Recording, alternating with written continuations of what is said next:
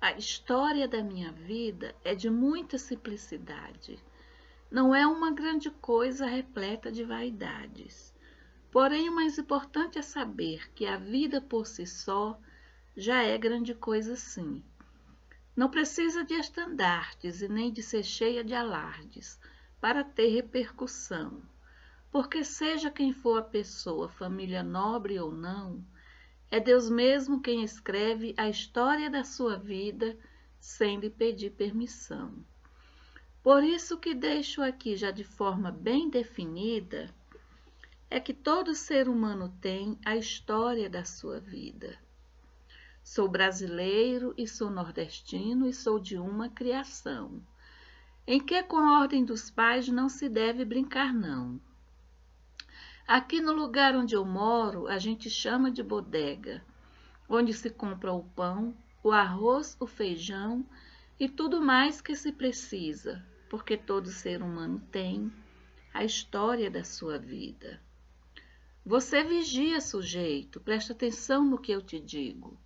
E não faz travessura, não. Lembra que você tem pai e tem mãe, e não é um bastardo ou perdido. E nisso, enquanto ele falava, a vara de bambu ia e voltava, me dando uma correção. Ai, pai, eu não faço mais isso, estava só brincando um pouquinho. Mas já ia fazer o que o senhor mandou, eu nem tinha esquecido. Nem cheguei a desobedecer, eu já estava a caminho e já me meti nessa intriga. Mas é que todo ser humano tem a história da sua vida.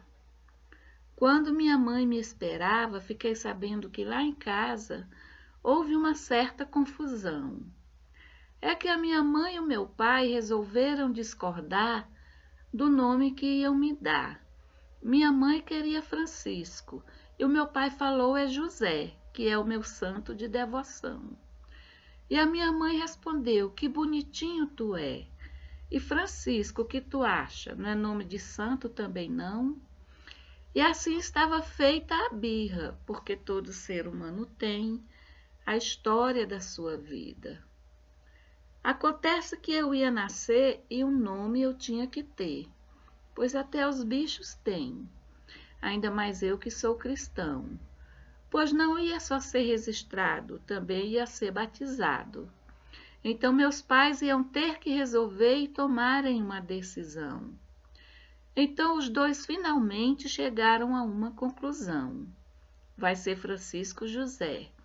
Situação resolvida, porque todo ser humano tem a história da sua vida. Me tornei adolescente como manda a natureza, com os meus pais sempre presentes sem conhecerem riquezas. Mas no seio da minha família, os valores que eu aprendia eram sinais de nobreza. Entre o meu pai e a minha mãe, palavra que nunca foi dita foi a palavra divórcio. Parece que nem existia, porque todo ser humano tem a história da sua vida.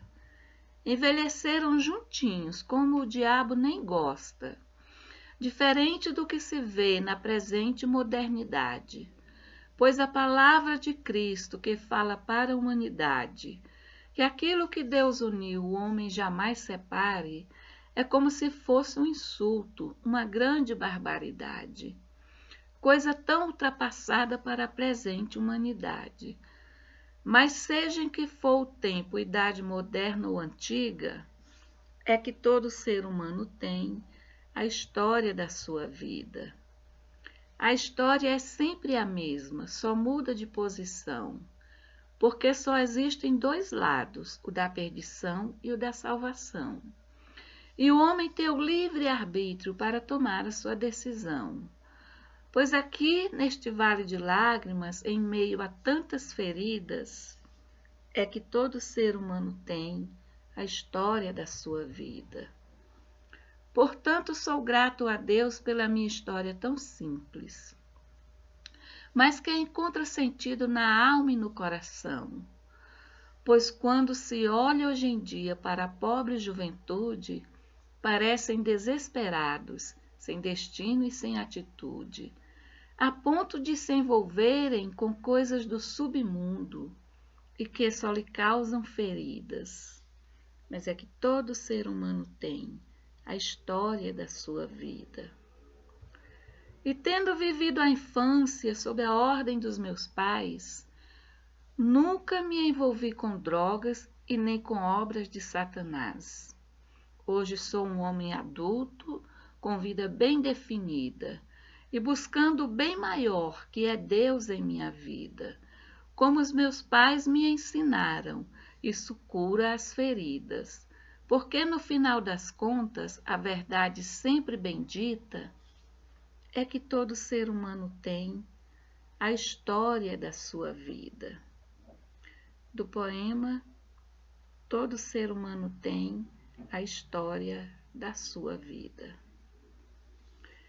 Esse personagem, Francisco José, retrata uma educação mais voltada para o ser e não para o ter. Uma educação em que os pais se preocupam em educar os seus filhos para serem uma pessoa correta, um ser humano do bem, com a presença de bons costumes, com a presença da igreja, de bons comportamentos, de boa conduta, enfim, com a presença de Deus. A educação dos filhos neste contemporâneo é muito voltada para o ter e muito vazia do ser. O mundo anda muito esquecido de que antes de ter, nós precisamos aprender a ser. De que lado você está? Salve Maria.